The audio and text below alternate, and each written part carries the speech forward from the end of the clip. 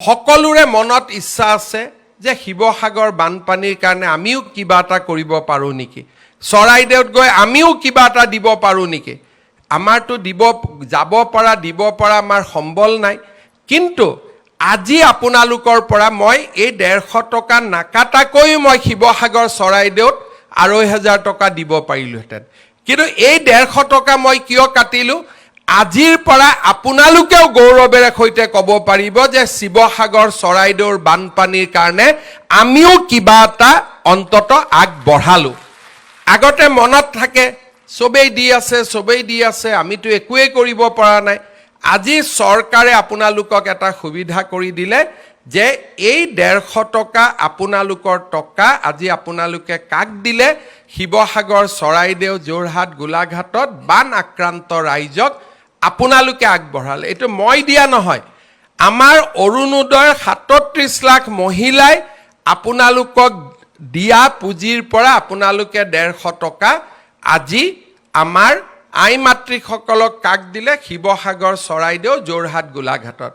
কালি যদি ধেমাজি লখিমপুৰত বানপানী হয় কালি যদি গোৱালপাৰাত বানপানী হয় একে ধৰণে শিৱসাগৰ চৰাইদেউ যোৰহাটৰ মহিলাই 150 টকা আমাৰ আন মহিলাসকলক দিব অৰ্থাৎ এনেকৈ এটা অৰুণোদয় পৰিয়াল গঢ় লৈ উঠিলে যে ইজনে সিজনৰ বিপদৰ সময়ত আমি থিয় দিলো ইজনে সিজনে বিপদৰ সময়ত আমি একেলগে থিয় দিলো তাৰ মানে আজি অৰুণোদয় অকল আঁচনিয়ে নহয় অৰুণোদয় আজি এটা ডাঙৰ মানৱতাৰো বাৰ্তা দিলে মুক্ত বহুত মহিলাই কৈ আছিলে যে মামা আমাৰ গোটেই টকাটো এই মাহত দি দিয়ক সেপ্টেম্বৰৰ পৰা আপুনি অৰুণোদয় দিলেও হ'ব তাৰ মানে আমাৰ মা সকলৰ মন কিমান বহল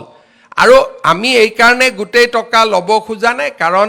এই মুহূৰ্তত এনেকুৱা নহয় যে আমি বান সাহায্যক দিব নোৱাৰিম বা আমি অৰুণোদয় হিতাধিকাৰী সকলক বা আই মাতৃ সকলক সহায় কৰিব নোৱাৰিম আমি অৰুণোদয়ও চলাই ৰাখিম বান সাহায্যও চলাই ৰাখিম কিন্তু আজি যে 150 টকা মই দিয়া নহয় এই 150 টকা আপোনালোকে দিলে আৰু আপোনালোকৰ মনটোত আজিৰ পৰা এটা ডাঙৰ শান্তি আনি দিলে যে ময়ো বানপানীত সহায় কৰিছো ময়ো বানাক্ৰান্ত ৰাইজক কিবা নহয় কিবা এটা ময়ো দিব পাৰিছো আজি মই পুনৰ এবাৰ আমাৰ শিৱসাগৰ চৰাইদেউ যোৰহাট গোলাঘাটৰ বানাক্ৰান্ত ৰাইজক আজি আমি আকৌ এবাৰ মনত পেলাইছো আজি আমি ক্ষুদ্ৰ অৰুণোদয় পৰিয়ালটোৱে লগ লাগি মামাই দিয়া নাই হিমন্ত বিশ্ব শৰ্মাই দিয়া নাই অৰুণোদয় পৰিয়ালটোৱে লগ লাগি আজি বানাক্ৰান্ত মহিলাসকলক আমি 1250 টকাৰ জাগাত আমাৰ এটা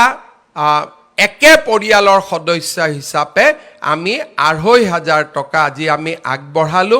আপোনালোকে এই টকাটো গ্ৰহণ কৰিব আৰু বিপদৰ সময়ত নিশ্চিতভাৱে এই পুঁজিটোৱে আপোনালোকক সহায় কৰিব ভৱিষ্যতৰ দিনত চৰকাৰে আপোনালোকক সহায় কৰি থাকিব আপোনালোক অকলে নহয় আপোনালোকৰ লগত আমি সকলো আছো আৰু বিপদৰ সময়ত আমি সকলোৱে একেলগে চৰাইদেউ শিৱসাগৰ যোৰহাট গোলাঘাটৰ ৰাইজক সহায় কৰিম এই বাৰ্তা আজি আমি আনুষ্ঠানিকভাৱে প্ৰেৰণ কৰিছো